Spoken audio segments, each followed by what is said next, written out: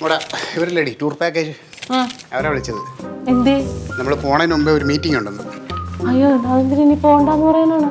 എടി അതല്ല, നമ്മൾ ടൂർ പോകണം എല്ലാവരും കൂടെ ഒത്തുകൂടിയിട്ട് ഒരു മീറ്റിംഗ്, അതിൻ്റെ കാര്യങ്ങളൊക്കെ ചർച്ച ചെയ്യാൻ. ഗോവയിൽ പോയിട്ട് ഗോവയിൽ നിന്ന് എങ്ങനെയാണ് അങ്ങോട്ടും ഇങ്ങോട്ട് പോണത്, ആ കാര്യങ്ങളൊക്കെ ചർച്ച ചെയ്യാൻ വേണ്ടിയിട്ട് വിളിച്ചതാ.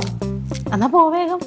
പോവാം. പിന്നെ ഞാൻ വേറെ കാര്യം ആലോചിച്ച്, എന്തായാലും നമ്മൾ രണ്ടാളിലേ ഉള്ളൂടി, നമുക്ക് ലില്ലി മോളെയും കൂടെ കൂട്ടിയാലോ? ഞാൻ മീറ്റിങ്ങിൽ അവരോടത് പറയാം. എൻ്റെ ക്ലീറ്റോ, നമുക്കിങ്ങനെ ഒരു നറുക്ക് വീണ് നമ്മൾ ടൂർ പോവാണെന്ന് ഞാനൊന്ന് പറഞ്ഞു നമ്മുടെ സന്തോഷം കൊണ്ട്. ഇവിടെ ഓരോരുത്തരുടെ അസൂയയും കുറ്റം പറിച്ചിട്ടും ക്ലീറ്റോ ഒന്ന് കാണണായിരുന്നു. ആർക്കത്? നിങ്ങളുടെ പെങ്ങക്ക്. അതിനെ കൂട്ടു നിൽക്കാൻ സുരിച്ചേച്ചിയും ഉണ്ട്.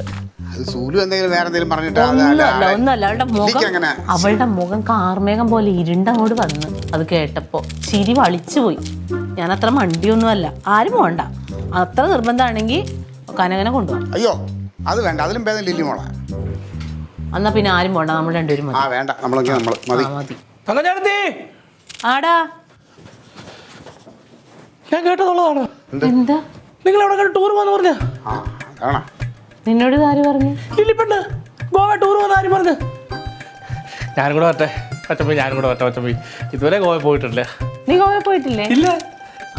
എന്നാ പിന്നെ ഒരു കാര്യം ചെയ്യ്, നീ ഒറ്റയ്ക്ക് വരുമ്പോ വിഷമല്ലേ, റോസ്മേരിനെ കൂടി വിളിച്ചോടാ. കർത്താവേ, അയ്യോ കല്യാണം കഴിഞ്ഞ അന്ന് മുതൽ അവള് പറയുന്നത് എവിടെങ്കിലും ഹണിമൂണിന് കൊണ്ടുപോകണം.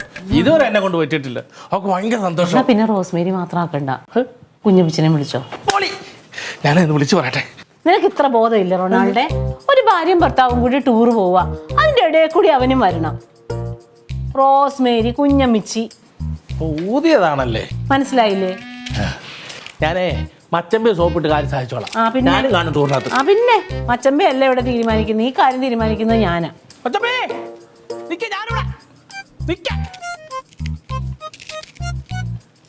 എവിടെയെങ്കിലും ഒന്നും പോവാൻ നിവൃത്തിയില്ല.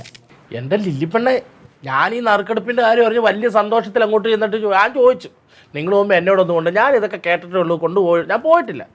ക്ലീറ്റ മച്ചൻ പറയടാ നീ ഇവിടെ വാടാന്ന് പറഞ്ഞു. പക്ഷേ ഇവർ പറഞ്ഞു നീ മാത്രമാവണ്ടാ, റോസ്മേരിയെ കുഞ്ഞമ്മച്ചൊക്കെ വിളിച്ചു. ഞാൻ വിചാരിച്ചുള്ളതായിരിക്കും, ഇവർ വലിയ കാര്യമായിട്ട് പറയില്ലേ. എന്നിട്ട് ഞാൻ ഫോൺ വിളിച്ച് പറയാന്ന് പറഞ്ഞു, പറയാൻ മട്ടങ്ങ് മാറി. പിന്നെ നിന്റെ അടുത്ത് ആര് പറഞ്ഞു? ഞാൻ പറഞ്ഞു ലില്ലിപ്പെണ്ണ പറഞ്ഞു. അന്നേരം എൻ്റെ ലില്ലിപ്പെണ്ണ മുഖമൊന്നും കാണണ്ടായിരുന്നു.